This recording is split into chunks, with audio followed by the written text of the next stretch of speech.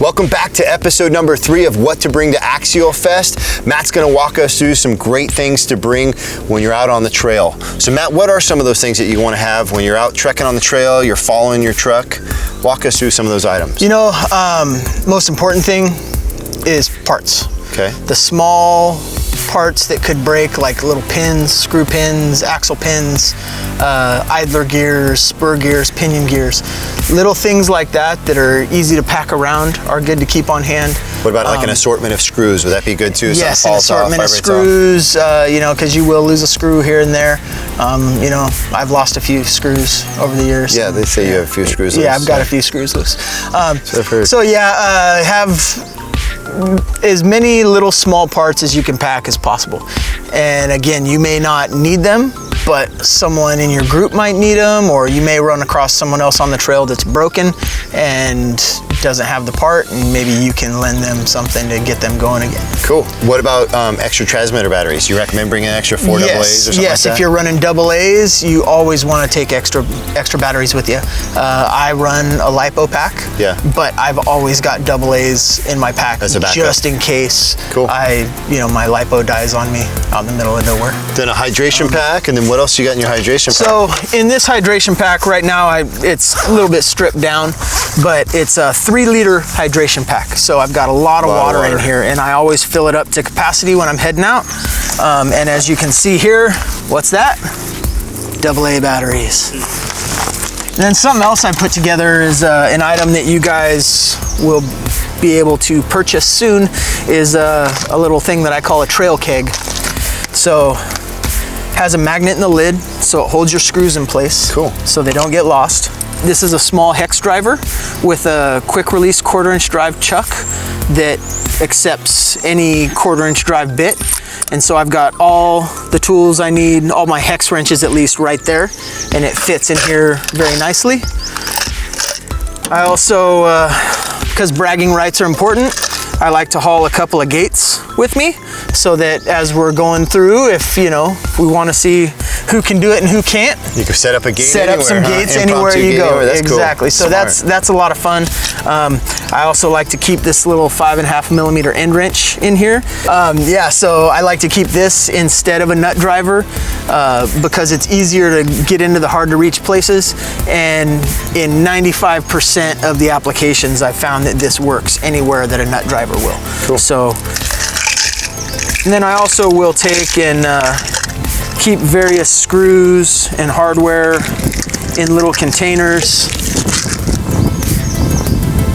so that worst case scenario, I've got the screws I need. Just as important as anything else, you want to have a few extra batteries. Yeah. And those protected in a bat box like that. And when they're being stored at your camp, it's a good idea to keep your batteries in a bat safe of some type. Because, the last thing you want to do is be known as the guy that burned down Cisco Grove. Yeah, so for sure. Keep your stuff in a... That might earn you some jail time, right? Maybe. Yeah. But yeah, it's a good idea to keep your stuff safe and keep this out of the sun. Always keep your batteries out of the sun and prevent them from getting too hot. Yeah. Imagine you'd always want your cell phone on you, so GPS, stuff like that, if you get on the trails, you get lost. And if you were fortunate enough to get a take charge from us in years past, to have a way that you can charge your phone out on the trail. Yeah. Because if your battery dies, it does you no good and you're just hauling around extra weight. Sure. So, there are other devices other than our old take charge, but our take charge was nice because it plugged into, any 2S, 3S battery and would charge up your and it would charge up your phone or, your iPod or any of that stuff. It's a really handy device to have on hand. Cool. So what are some of those things that you want to store in your hydration pack, Matt? I like to bring this magnetic work mat with me. Cool. Because then I have this? Actually, I don't think you can get these anymore. It's made by Hex Screws. But you can find similar things. You don't necessarily need this. You can just use a towel with, like a magnet or something like that. Or a little magnetic cup or something, some type of tray that you just put your hardware in. So if I have to make a trail side repair, I've got this. I can take things apart, throw them on that, and it'll stick to it, or at least the steel stuff will stick to it. And that makes it real nice. I also, this is something that I just acquired at Proline by the Fire. It's a little chem light. Okay. Little, you know, snap stick, glow in the dark light thing, to where, you know, you ideally should have a headlamp on you, but if by chance your batteries die, then you've got something else to fall back on. Sure. Because it's no fun hiking through the woods when it's dark.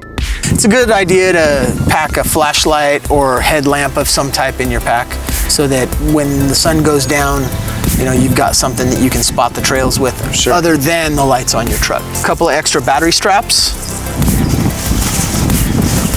a voltage checker to check my batteries if they dump, or if I have batteries in my pack and I'm not sure if they're charged or not, I can check them on that.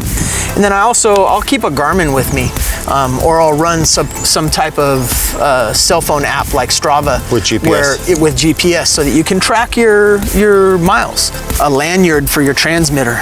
These are invaluable, so that, you know, when you're out on the trail, you don't have to find a place to put your transmitter. You don't want to drop your transmitter on the rocks and have it bounce around. You know, and that'd be terrible. So you've got it around your neck, no matter what happens. As long as your lanyard stays together, it's, you know, it's going to stay stuck to your neck. Cool.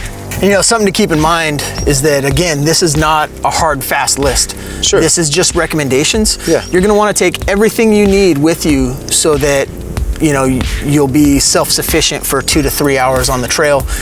You know, bring your first aid stuff with you. Sure. Bring your parts, bring your batteries. You may even want to bring an extra truck, so that maybe you break, you can't fix it, and you've got another car to fall back on, so that you don't have to stop what you're doing and fix right then and there. You can just, you know, fire up the other car and go. There you have it for episode number 3 of what to bring to Axialfest, the things that you'll need on the trail. Again, this is not an overarching comprehensive list, just a guideline to give you an idea of things to think about, so that you're prepared when you hit the trails and that you have more fun.